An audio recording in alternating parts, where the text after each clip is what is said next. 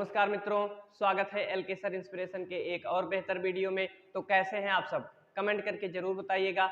हाँ तो बच्चों, आज इस वीडियो में मैं आपको बताने वाला हूँ पास्ट इंडेफिनिट टेंस, जो आपके लिए बहुत ही हेल्पफुल होने वाला है। अगर आप इसको कर लेंगे, यानी सभी टेंस का नॉलेज अगर आपको हो जाएगा, तो डायरेक्ट, इनडायरेक्ट, एक्टिव, पैसिव, यानी जितने भी कुछ भी इंग्लिश में टॉपिक बचे रहेंगे वो सब आपको करने में बहुत ही आसानी होगी। तो बस वीडियो में एंड तक बने रहिए और वीडियो को अच्छे से देखिए। आई होप आपको वीडियो पूरा समझ में आएगा। तो चलिए वीडियो को स्टार्ट करते हैं। आइए जानते हैं कि पास्ट इंडेफिनिट टेंस की पहचान क्या होती है। तो चलिए देख लीजिए, लिखा गया है पास्ट इंडेफिनिट टेंस। बच्चों, पास्ट इंडेफिनिट टेंस की हिंदी होती है भूतकाल में अनिश्चित काल, यानी भूतकाल रहेगा, यानी पास्ट टेंस की बात होती रहेगी। और जो काल यानी जो समय होगा, जो काम होगा, वो अनिश्चित होगा, यानी कंप्लीट नहीं हुआ होगा, पूरा नहीं हुआ होगा। तो आइए पहचान जानते हैं। देखिए पहचान क्या होती है। जिस वाक्य के अंत में ता था, ती थी, ते थे या ई ए आदि शब्द आते हैं उसे पास्ट इंडेफिनिट टेंस या पास्ट इंडेफिनिट टेंस कहलाते हैं। आपको समझ में आ गया होगा पहचान। आइए रूल जान लेते हैं। क्या होता है कि जब हम रूल जाने रहेंगे तभी तो इसको इंग्लिश में ट्रांसलेट कर पाएंगे। तो रूल देखिए, नियम, पहला नियम क्या है। यदि वाक्य साधारण हो तो मुख्य क्रिया में सेकेंड फॉर्म लगाया जाता है, यानी जब आप अफर्मेटिव सेंटेंस करने जाएंगे तो उसकी मुख्य क्रिया में पहले सब्जेक्ट यानी कर्ता रखा जाएगा, फिर मुख्य क्रिया रखी जाएगी और मुख्य क्रिया में सेकेंड फॉर्म लगाया जाएगा। ठीक है। आइए अगला रूल जानते हैं। दूसरा देखिए, यदि वाक्य प्रश्नवाचक हो या नकारात्मक हो तो सहायक क्रिया डिड का प्रयोग किया जाता है। यानी जब हम निगेटिव करेंगे या इंट्रोगेटिव करेंगे, निगेटिव करेंगे तो बस यही डिड रहेगा, डिड नॉट हो जाएगा, और इंट्रोगेटिव करेंगे तो सहायक क्रिया डिड का प्रयोग किया जाता है। आई होप आपको पहचान समझ में आई होगी। अब चलिए हम कर लेते हैं। सबसे पहले आप लोगों को पता है क्या कराया जाएगा, सबसे पहले अफर्मेटिव सेंटेंस कराया जाएगा। तो आइए जानते हैं अफर्मेटिव सेंटेंस को कैसे हम इंग्लिश में ट्रांसलेट करते हैं। हाँ तो बच्चों, आप लोगों को जो इसकी पहचान बताई गई बहुत अच्छी तरीके से समझ में आई होगी। आप किसी का भी वीडियो देख सकते हैं, जिस तरह मैं आपको पहचान बता रहा हूँ कोई भी वैसे आपको पहचान बताएगा नहीं। तो अगर बस पूरा, मैं आपसे प्रॉमिस कर रहा हूँ कि अगर आप वीडियो पूरा देखेंगे तो समझ में पक्का आने वाला है। ऐसी कोई भी चीज नहीं बचेगी जो आपको समझ में नहीं आएगा। तो चलिए देखते हैं आगे हम अफर्मेटिव सेंटेंस करेंगे। आइए उसका ट्रांसलेशन जान लेते हैं कि अफर्मेटिव सेंटेंस को हम कैसे पास्ट इंडेफिनिट टेंस में ट्रांसलेट करते हैं। तो चलिए देखिए, बोर्ड पे हमारे सेंटेंसेस लिखे गए हैं, आइए जान लेते हैं। तो देखिए बोर्ड पे हमारे कौन कौन से सेंटेंसेस लिखे गए हैं। देखिए पहला है, राम घर जाता था, तुम अपनी पुस्तक पढ़ते थे, तुमने मुझे एक कलम दिया, सीता ने मुझे हिंदी पढ़ाई। देखिए अफर्मेटिव सेंटेंस आपको बताया जा रहा है। अफर्मेटिव सेंटेंस की हिंदी होती है सकारात्मक वाक्य। हाँ बच्चों, कुछ बच्चे कहते हैं सर जी आप फार्मूला नहीं बता रहे हैं।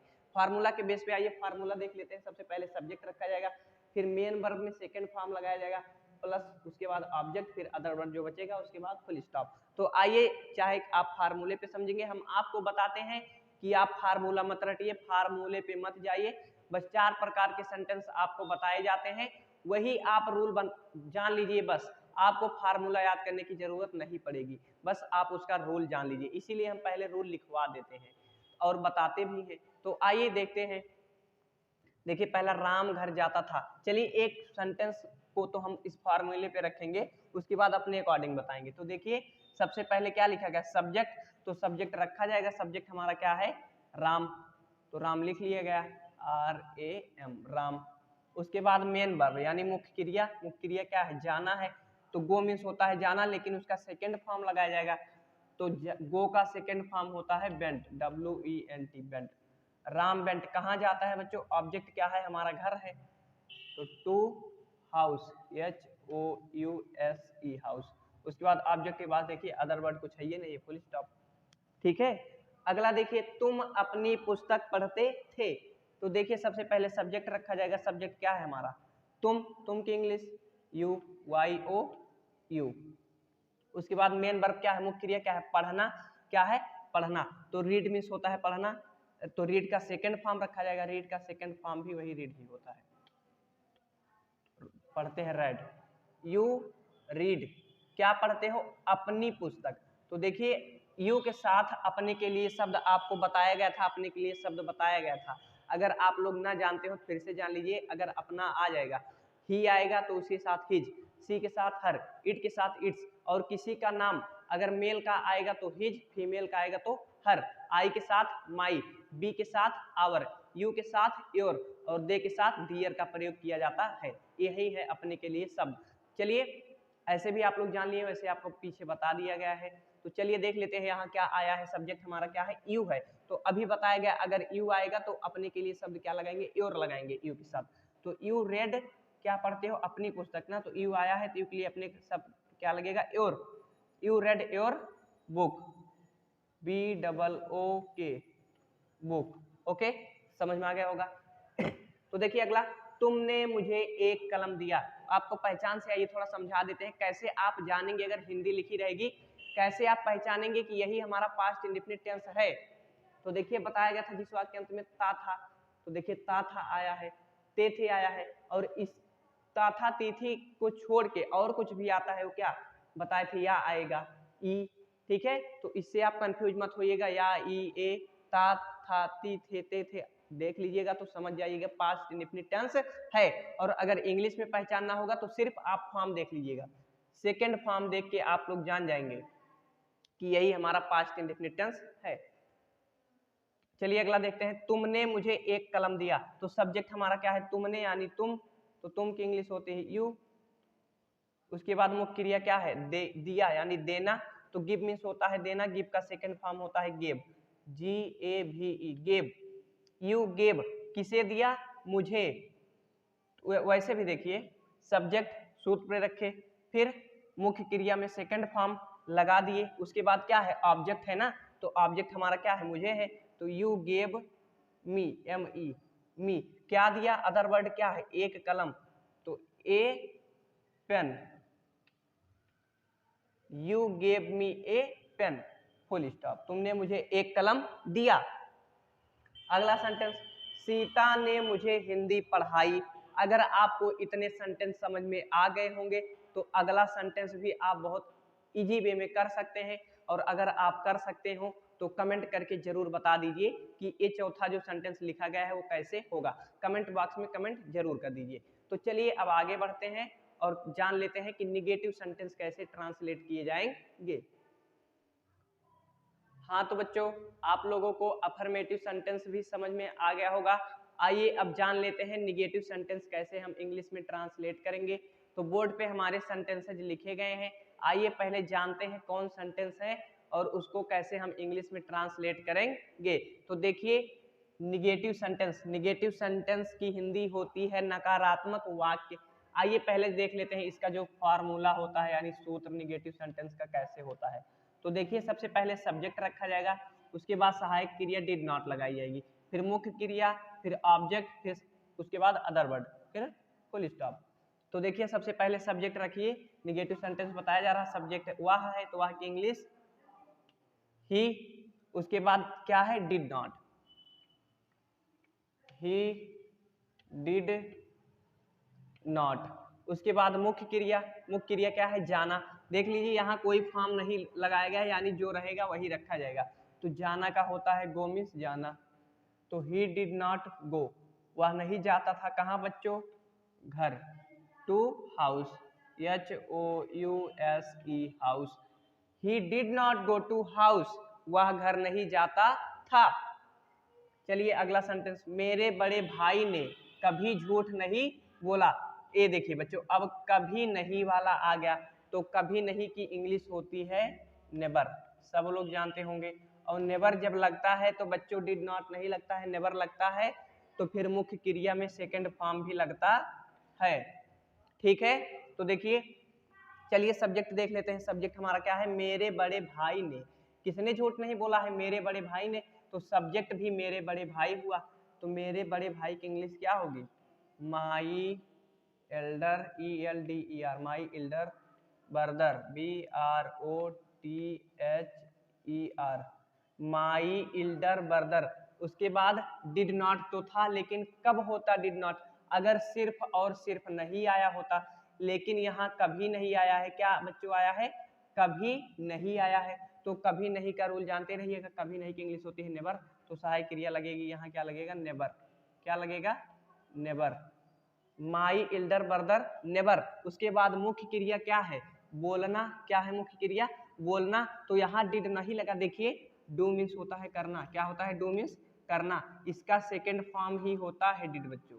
डू का सेकेंड फॉर्म डिड होता है। डू का सेकेंड फॉर्म क्या होता है? डिड। यानी जब हम निगेटिव सेंटेंस करते हैं तो वहां से पहले से ही हम सेकेंड फॉर्म ही लगाते हैं। जो सहायक क्रिया हमारी डिड है वो सेकेंड फॉर्म में ही आती है।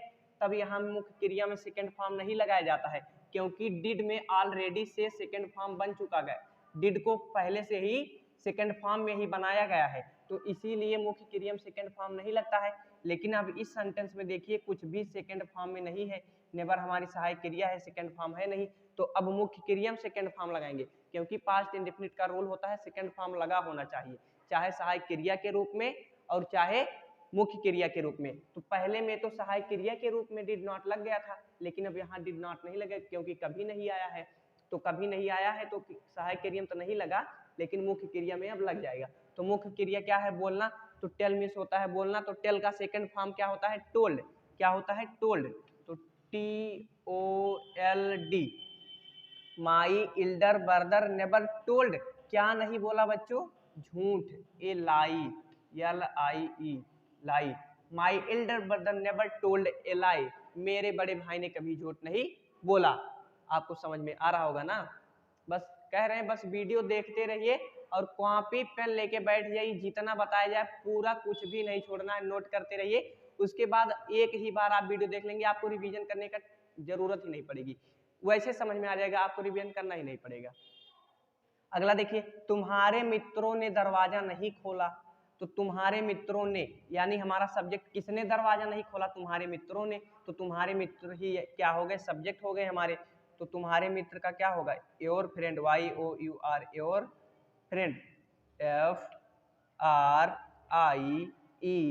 FRIEND, friend, your friend. उसके बाद अब देखिए सब्जेक्ट हो गया। अब यहाँ कभी नहीं आया है, सिर्फ यहाँ नहीं आया है, सिर्फ और सिर्फ क्या है? नहीं आया है, तो यहाँ डिड नॉट लगेगा। तो my friend did not, my friend did not. मुख्य क्रिया क्या है? खोलना।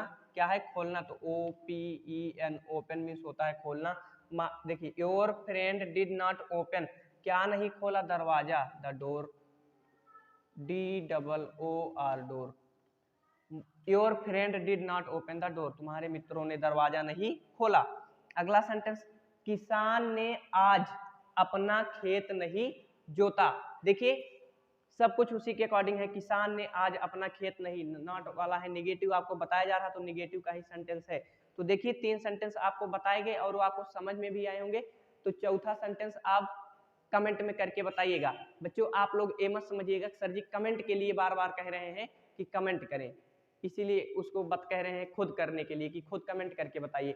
इसलिए हम आपको बता रहे हैं कि अगर आप खुद मुझे करके कमेंट में बता देंगे तो उसको देख के हम जान जाएंगे कि आपको समझ में आ गया है। वैसे तो हम नहीं समझ पाएंगे किसको समझ में आ रहा है किसको नहीं समझ में आ रहा है, लेकिन अगर आपको समझ में आ रहा होगा हम तभी जान पाएंगे समझ में आ रहा है अगर आप कमेंट करेंगे। और जिस बच्चे को समझ में आएगा वो कमेंट जरूर करेगा, तो कमेंट कर दीजिएगा। चलिए अगले सेंटेंस की ओर बढ़ते हैं और हम कर लेते हैं इंट्रोगेटिव सेंटेंस। हाँ तो बच्चों लोग आपको नेगेटिव सेंटेंस भी बहुत ही अच्छी तरीके से समझ में आ गया होगा। अब आइए हम इंट्रोगेटिव सेंटेंस कर लेते हैं। तो चलिए बोर्ड पे हमारे सेंटेंसेस लिखे गए हैं इंट्रोगेटिव के, तो उसको करते हैं। तो देखिए इंट्रोगेटिव सेंटेंस की हिंदी होती है प्रश्नवाचक वाक्य। तो देखिए इसमें सिंगल इंट्रोगेटिव भी और डबल इंट्रोगेटिव दोनों लिखे गए हैं। आपको पता होगा सिंगल इंट्रोगेटिव सेंटेंस किसे कहते हैं और डबल इंट्रोगेटिव सेंटेंस किसे कहते हैं, और आप देख के भी पहचान लेंगे कि यही सिंगल इंट्रोगेटिव सेंटेंस है और ये डबल इंट्रोगेटिव सेंटेंस है। तो आइए पहला सेंटेंस हम देखते हैं। देखिए पहला सेंटेंस क्या है, क्या रमेश ने उस लड़के को पीटा। अरे भाई क्या रमेश ने उस लड़के को पीटा, तो इसको हम इंग्लिश में ट्रांसलेट करेंगे, इसका आंसर देंगे नहीं, हाँ नहीं कहेंगे नहीं, इसका हम ट्रांसलेट करेंगे ना। तो देखिए क्या रमेश ने उस लड़के को पीटा, जो ये देखो सिंगल इंट्रोगेटिव सेंटेंस है, आप लोग जान गए होंगे जिस वाक्य में पहले क्या आता है। तो देखिए क्या पहले आया है ना, सिंगल इंट्रोगेटिव सेंटेंस है, क्या रमेश ने उस लड़के को पीटा।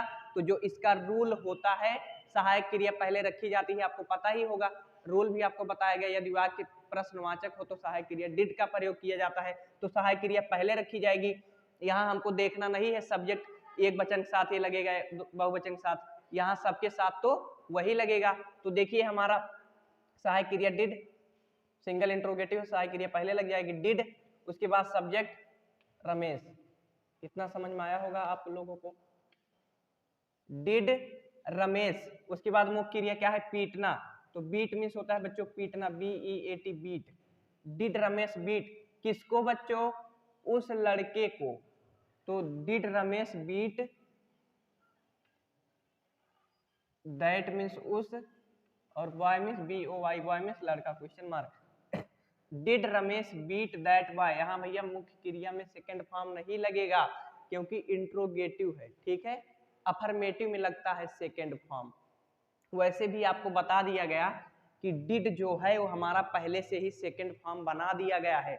डू का ही सेकंड फॉर्म डिड होता है, तो सेकंड फॉर्म है, तो और सेकंड फॉर्म लगाने की जरूरत नहीं है। समझ में आई बात, did Ramesh beat that boy, क्या रमेश ने उस लड़के को पीटा। अगला सेंटेंस आइए जानते हैं, क्या वह अपनी खिड़की बंद रखती थी। तो फिर देखिए ये भी सिंगल इंट्रोगेटिव सेंटेंस है क्योंकि क्या पहले आया है, तो डिड सबसे पहले सहायक क्रिया लगाएंगे, डिड। उसके बाद वह है, वह देखिए रखती थी यानी लड़की है, तो सी, डिड सी। उसके बाद मुख्य क्रिया क्या है, बंद करना, तो क्लोज मीन्स होता है बंद करना, CLOSE close. Did she close क्या बच्चों, अपनी खिड़की। तो सी को देखते हुए अपने के लिए शब्द क्या लगेगा, her, HER her. Did she close her क्या बच्चों, खिड़की, विंडो, WINDO विंडो। देखिए did she close her window, क्या हुआ अपनी खिड़की बंद रखती थी। अगला, तुम्हारे पिताजी कानपुर कब गए। अब तो ये भैया डबल इंट्रोगेटिव सेंटेंस हुआ। डबल इंट्रोगेटिव सेंटेंस आपको बताया गया है, जिस वाक्य के बीच में क्वेश्चन वर्ड आता है उसे हम डबल इंट्रोगेटिव सेंटेंस कहते हैं। तो देखिए डबल इंट्रोगेटिव सेंटेंस में देखिए बीच में कब आया है यानी कब क्वेश्चन वर्ड है। तो डबल इंट्रोगेटिव का रूल भी आपको पता है कि वही क्वेश्चन वर्ड पहले रखा जाता है, फिर सहायक क्रिया, फिर कर्ता।